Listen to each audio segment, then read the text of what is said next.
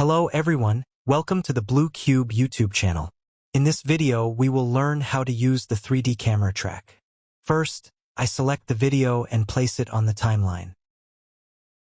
Set the video display size to the fit option. Also, it is very important to set the video resolution to full. Now, from the window menu, select the tracker panel. On the right side, click on the track camera option. Now, you need to wait a bit for the software to analyze your video. The time it takes to analyze depends on your system's power and the length of the video. The longer the video, the longer the analysis will take.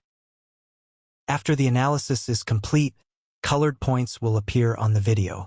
By moving the mouse over them, we can choose where to place the text. On the right side, we can change the size of the points on the video. Make sure the Render Track Points option is disabled so that the points don't appear in the final render. In the Advanced section, pay attention to the number of pixel errors. If this number is too high, enable the Detailed Analysis option so that the software reviews your video with more detail. Now, select the Selection tool and click on the desired location. With one click, 3 yellow points will appear. Now, right-click and select Create Text and Camera. This way, the text will appear. Now, a text layer and a 3D camera track layer have been created in the timeline.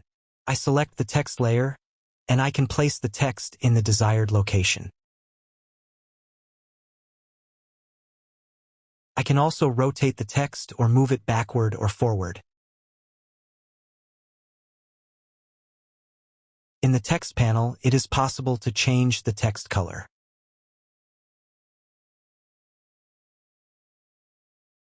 I adjust the size of the text.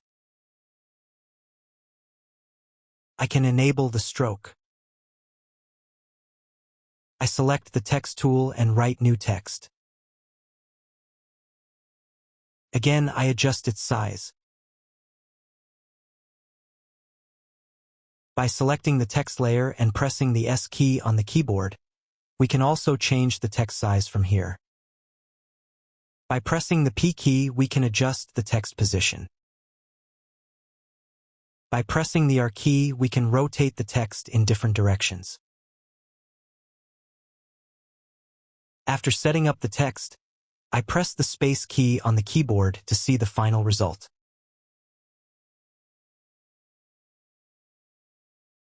That's pretty much it. I hope you enjoyed this tutorial as well. Until the next video, goodbye.